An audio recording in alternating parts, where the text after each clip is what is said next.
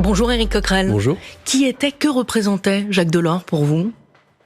Une certaine idée humaniste et noble de la politique, de sincérité, mais aussi à gauche, une gauche dans laquelle moi je me reconnais pas forcément. C'est-à-dire que Jacques Delors, mais je crois avec encore une fois sincérité, à penser que la construction européenne valait de passer par l'édification d'un grand marché unique adapté un peu aux règles actuelles du capitalisme, c'est-à-dire dérégulation, libre-échange, politique de rigueur, de façon à bâtir l'Europe. Et puis qu'après, on verrait certainement l'Europe sociale. Le problème, c'est qu'on n'a pas vu l'Europe sociale. Bon, alors lui, au moins, je pense une chose, c'est que son objectif, très certainement façonné par quelqu'un qui a vécu la guerre. Je pense que ça a été aussi la volonté d'une Europe de paix chez ces gens de cette génération. Lui, au moins, cet objectif, il l'a poursuivi sans voir le résultat. Le problème, c'est qu'il y a des gens qui l'ont succédé. Je pense à François Hollande. Puis tout ça a donné, ensuite, après François Hollande, finalement, le macronisme, qui, eux, ont vu les résultats et ont continué cette politique qui est une politique, on va dire, sociale-libérale, pour aller vite. Donc voilà, d'un côté, quelqu'un dont je reconnais que, encore une fois, je crois que ses intentions étaient humanistes, mais d'un autre côté, une politique qui, aujourd'hui, a amené la défaite de la gauche dans pas mal d'endroits, et finalement, le fait qu'elle intègre le système qu'elle entendait autrefois contester. Éric Coquerel, quand il refuse d'être candidat pour 95 à l'élection présidentielle, il s'en explique plus tard sur France Inter. Nous l'avons entendu sur France Info ce matin chez Yves Calvi à l'époque. Il a dit en 2010, donc c'est avant l'élection de François Hollande. Pardonnez-moi, je devais soit mentir aux Français, c'est ce que dit Jacques Delors, soit mentir au Parti socialiste, une sorte de schizophrénie. D'autres l'ont fait après. C'était quoi, une sorte de vision réaliste? Il ne voulait pas... Non, une forme de sincérité. Est-ce que la gauche déjà était, on va dire, double à l'époque? Non, je sais pas, je veux pas rentrer dans des explications psychologiques. Je pense que sincèrement, il pensait que pour lui, la question, l'idée de bâtir l'Europe était essentielle. Et il pensait que pour bâtir l'Europe, il fallait notamment accepter, par exemple, en 83, de rester dans le serpent monétaire européen. Oui. Vous savez que c'est ça qui a provoqué le fait qu'on ait fait un choix entre la politique dite de l'union de la gauche et puis un tournant de la rigueur. Il a pensé aussi très certainement qu'il fallait accepter, parce que ça a été ça aussi, les conditions des Allemands, c'est-à-dire d'une monnaie forte qui remplace le mark, c'était l'euro, et d'une politique qui était celle d'un grand marché, mais qui finalement a été tout le temps la manière de bâtir l'Europe pour les grands fondateurs. Bon, moi je pense que c'est une erreur, parce que la question, on peut pas unir les peuples sur une libre concurrence entre eux, sur un dumping généralisé, etc. Et c'est l'erreur à mon avis, qu'il a commise, mais encore une fois, lui ne connaissait pas la fin du film, contrairement à certains de ses successeurs. Mais quand il dit... Et j'observe juste qu'il y a quelques temps de ça, si je me trompe pas, il a regretté justement le manque de solidarité en Europe. Donc manifestement, il avait peut-être un regard... Ça, c'était sur la crise sanitaire, effectivement. Oui, sur la crise sanitaire, mais je pense que ça allait un peu plus loin que ça, parce qu'encore une fois, à la différence de... Je crois à la sincérité de Delors. D'ailleurs, je voudrais aussi rendre hommage et apporter toutes mes condoléances à sa famille, notamment Martine Aubry. Je crois à sa sincérité. Quand je l'ai vu, par exemple, à la télé, renoncer à une campagne présidentielle dont on disait qu'il pouvait gagner, je crois qu'il y a des valeurs qui l'animaient, qui en gros n'étaient pas celles d'une soif du pouvoir, de vouloir à tout prix, coûte que coûte, devenir président de la République. Pas assez politique, en fait. Comment ? Pas assez politique ? Peut-être de ce point de vue-là, peut-être une politique, moi, qui me va bien, c'est-à-dire on fait passer ses convictions d'abord, et puis un certain sens des valeurs, mais par contre, sur le plan économique et social, encore une fois, c'est pas la gauche dans laquelle je me reconnais. Pour aller vite, c'est la gauche du oui au traité conciliaire européen, par exemple. Et là, heureusement, il me semble, et c'est la seule possibilité pour être une alternative, et notamment faire barrage à la montée de l'extrême droite en Europe. Il me semble qu'il faut rompre avec cette vision sociale libérale. Donc voilà, d'un point de vue, j'allais dire que Delors, l'homme politique, était celle d'un humaniste droiture, puis j'ai encore plus envie de le dire parce qu'il disparaît hier et que dans ces cas-là, je pense qu'il faut regarder le côté positif des choses avant tout, mais sur le bilan politique, c'est-à-dire la manière pour le socialisme de transformer les choses, de rompre avec un système injuste qui est celui du capitalisme financiarisé, constatons qu'il y a un échec. C'est le ministre de la rigueur, Jacques Delors, et il disait ce n'est pas qu'une notion de droite. La rigueur est inséparable de toute politique qui veut réussir. Est-ce que le président de la commission des finances que vous êtes valide ? Je sais pas, si la rigueur, c'est... alors notamment, on dit que c'est Delors, par exemple, qui est à l'origine des fameux 3% de déficit qu'il ne faut pas dépasser. Bon, moi, je pense que c'est pas ça qui doit être, par exemple, aujourd'hui, l'objectif, mais peut-être qu'il serait d'accord, d'ailleurs. Ce serait intéressant, parce que les années ont passé. Aujourd'hui, par exemple, à mon avis, la dette financière est bien moins importante que la dette écologique. Et on doit avoir comme préoccupation essentielle le fait de réduire notre bilan carbone, le fait d'une bifurcation écologique, et ça nécessite des investissements.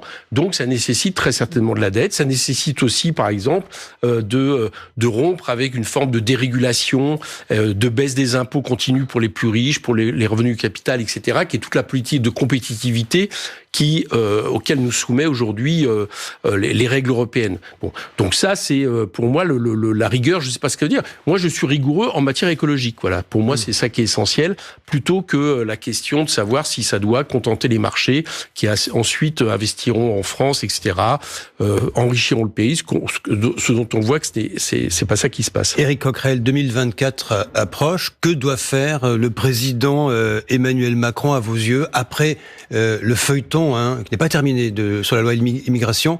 Il faut remanier? Écoutez, je crois la question, c'est pas tant le remaniement que la politique menée. Et à mon avis, je vois pas très bien quel conseil je peux lui porter, parce que je pense qu'il dérive toujours plus à droite. Quelque part, c'est un an en même temps entre maintenant la droite et l'extrême droite, Macron. Donc je pense que si remaniement il y a, et à mon avis il va y avoir remaniement, ne serait-ce que parce qu'il y a quand même des ministres, s'ils sont fidèles à ce qu'ils ont dit, qui souhaitent démissionner, souhaitent partir. S'il y a remaniement, je pense que ce sera malheureusement toujours plus pour essayer de trouver des majorités à droite, pour mener une politique que sur le plan social, sur le plan sociétal, qui conduit, qui fait dériver le macronisme malheureusement à droite, et y compris en empruntant, comme sur la loi immigration, des idées d'extrême droite. Et on continue à en parler, vous restez avec nous. Éric Coquerel, il est 8h40, c'est le Fil Info avec Maxime Glorieux. Pour Éric Coquerel, Jacques Delors, mort hier à l'âge de 98 ans, représentait une certaine idée humaniste, noble de la politique. Sur France Info, le député insoumis ajoute ne pas se reconnaître dans cette aile de la gauche. Figure socialiste, Jacques Delors avait renoncé à la présidentielle de 1995.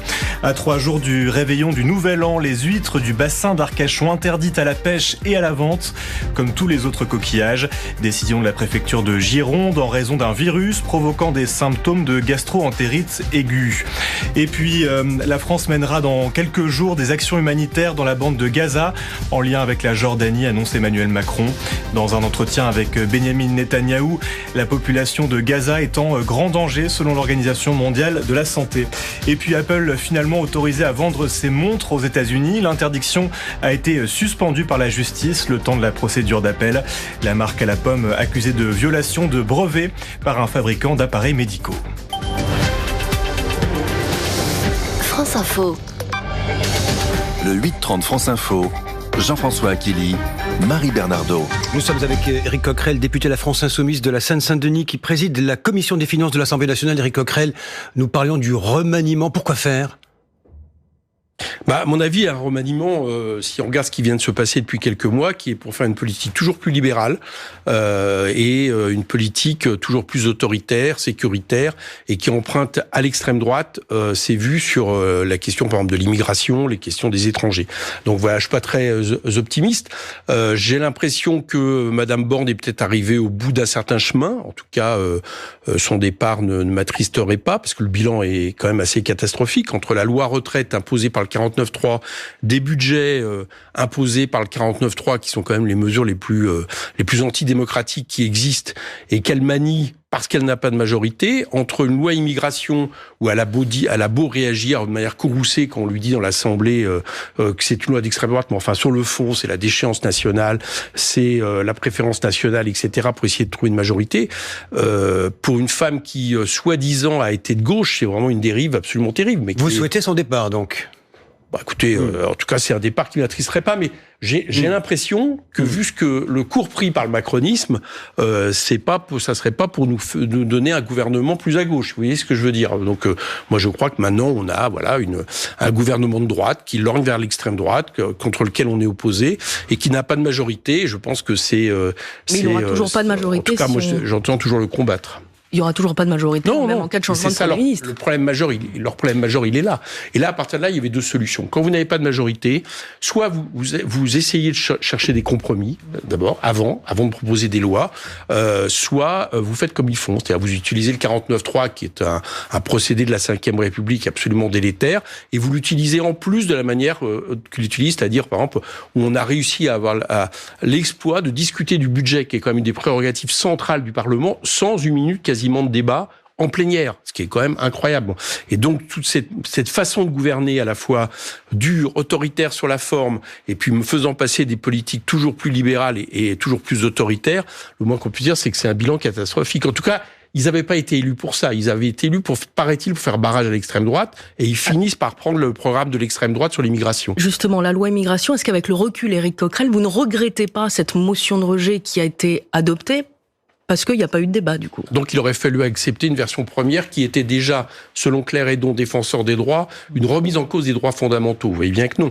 Et puis, mais c'est la plus dure qui passe. Oui, mais en fait, le scénario qui serait passé... faire entendre vos arguments... J'entends bien. Oui. Mais le scénario qui serait passé pour la CMP, c'est-à-dire où, pour essayer de trouver un compromis, on essaie de le trouver avec la droite, et même l'extrême droite, de manière hypocrite, mais c'est ce qui s'est passé, on l'aurait vu dans l'Assemblée. Ne vous l'aurez pas. C'est-à-dire qu'on aurait eu des amendements qui, pour avoir le vote des Républicains, auraient été acceptés. Donc le scénario qu'on a vu dans la commission mixte paritaire, excusez-moi, j'utilise CMP, les gens comprennent pas forcément, entre les représentants du Sénat et de l'Assemblée, pour sortir un texte toujours plus à droite et d'extrême droite, on l'aurait vécu dans l'Assemblée. Donc c'est pas la motion de rejet. La motion de rejet était le préalable pour espérer battre cette loi, mais de toute façon, qui, en plus de ça, vous allez voir, je l'espère, il faut se mobiliser pour ça, mais sera battu par le Conseil constitutionnel, au moins dans ses pires éléments. Vous la rejetez en totalité, cette loi? Ah oui, totalement. C'est une loi qui a deux défauts. Un, elle vient sur le terrain, mais ça c'est pas nouveau, de l'extrême droite pour dire que le problème fondamental en France serait l'immigration, alors qu'on a un problème d'accueil de l'immigration.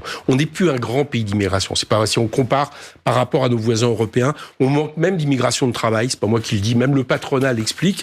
On n'a pas de problème de regroupement familial, c'est plus que 4% des visas, donc c'est le fantasme de l'extrême droite. Pour diviser les gens, on met l'immigration en pâture comme débat. Et puis la deuxième chose, c'est qu'on applique une loi qui nous fait sortir de nos principes républicains. Rendez-vous compte, d'échéance de nationalité pour les binationaux, préférence nationale, remise en question du droit du sol, tout ça, l'extrême droite l'a rêvé et M. Macron l'applique. Donc le moins qu'on puisse dire, c'est que cette loi est achetée entièrement. Et j'espère que le Conseil constitutionnel va supprimer la plupart des aspects. Éric Coquerel, si tel n'est pas le cas, si la plupart des mesures sont validées par le Conseil constitutionnel, qu'est-ce que vous faites? J'y crois pas. Très sincèrement, j'y crois pas.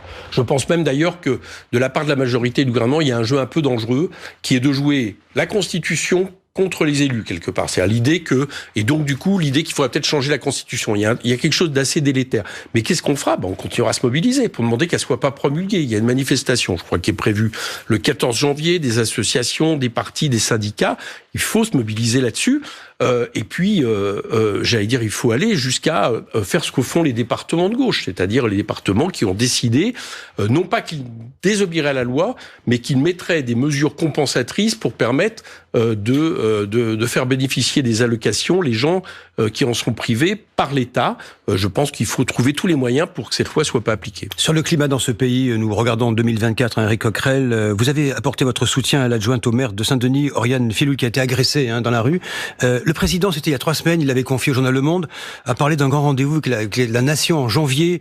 Il a dit vouloir envoyer un message d'unité. Ce pays, vous le sentez fracturé, divisé, il faut ce message, il faut cet appel? Tout est fait pour le diviser. La loi immigration, par exemple, c'est fait pour diviser le pays. Les politiques qui sont menées où on voit bien qu'il y a le racisme, la xénophobie, la discrimination, je veux dire les mesures, y compris sociales, qui sont prises toujours envers les pauvres, les chômeurs, etc. Tout ça est fait pour diviser le pays. Donc pour essayer de le réunir, j'allais dire, il faudrait d'abord avoir une politique qui soit toujours fidèle à nos principes républicains. Aujourd'hui, ce n'est pas ce qui se passe. Bon. Et vous avez parlé d'Oriane Filol, qui est là, effectivement, à qui j'ai apporté mon soutien, même si l'enquête doit continuer à se faire.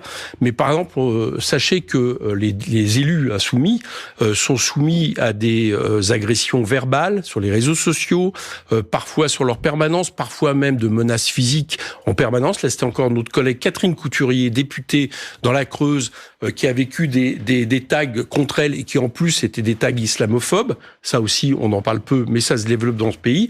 Donc le moins qu'on puisse dire, oui, c'est que ça serait bien qu'il y ait des actes de solidarité un peu plus importants venant des élus, notamment de la majorité et du gouvernement, y compris quand c'est les insoumis qui en sont les victimes. Est-ce que la gauche, est-ce que la NUP aujourd'hui est en capacité de réunir la nation, comme vous dites, et le pays ?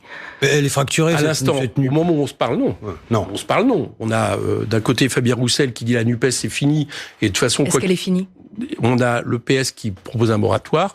Bon, moi, ce que je crois... Jean-Luc Mélenchon aussi, il le dit. Ce que je crois, vous me posez la question, donc je vous réponds, ce que je crois, c'est que quand il y a une montée de l'extrême droite dans un pays, des idées d'extrême droite, en général, la gauche se rassemble, même quand elle a été très divisée avant. C'est l'histoire de 34 où le Front populaire se rassemble après une manifestation contre l'extrême droite, entre des gens qui avant avaient des mots pas très doux entre eux, Parti communiste et Parti socialiste à l'époque. Donc moi je crois que la montée de l'extrême droite peut favoriser le fait qu'on retrouve une gauche qui se rassemble. Mais il a fallu la montée de l'extrême droite. Elle ne peut pour gagner que se rassembler sur ce qu'a fait sa force en 2022, c'est-à-dire un programme de rupture, qui était le programme de la NUPES. Si par exemple c'est une gauche qui se rassemble sur le plus petit dénominateur commun, qui serait juste le refus de l'extrême droite, mais qui serait finalement le fait de s'accommoder du système, ça on connaît, ça nous a donné Hollande, ça a donné Macron, ça ne marche pas. Donc pour vous répondre, c'est ça qui doivent, à mon avis, rester les recettes gagnantes de la gauche. Qu'on a fait en 2022, c'est-à-dire, grâce au succès de Jean-Luc Mélenchon, le gros résultat au présidentiel, le fait de rassembler une gauche, et plus largement d'ailleurs, ce que nous on appelle l'Union populaire, qui est une espèce de nouveau front populaire, derrière des idées de rupture. Et derrière Jean-Luc Mélenchon... Attendez, juste une chose. Là, pour l'instant, avant de parler de Jean-Luc Mélenchon, on a fait une proposition aux différents partis de gauche de se voir. Parce que la loi immigration, c'est une bascule. Un gouvernement qui était élu pour faire barrage à l'extrême droite, qui applique une loi d'extrême droite, enfin, qui en tout cas la vote, c'est une bascule. Donc on a fait une proposition pour se rencontrer, j'espère, ils n'ont pas donné encore de retour, j'espère qu'ils vont le faire, pour qu'on puisse discuter de ce qu'on fait par la suite, ne serait-ce que déjà face à cette loi, et comment on rebâtit ce qui a été l'espérance de 2022. Voilà, donc là je vous réponds. Et puis après, si tout ça marche, tout ça fonctionne, il sera temps de se poser la question du candidat, le meilleur candidat que nous avons à présenter. Moi, je l'ai déjà dit, je pense qu'à l'heure où nous sommes, c'est toujours Jean-Luc Mélenchon qui serait le meilleur et le plus apte à gagner. Éric Coquerel, merci d'avoir accepté l'invitation du 8h30 France Info ce matin.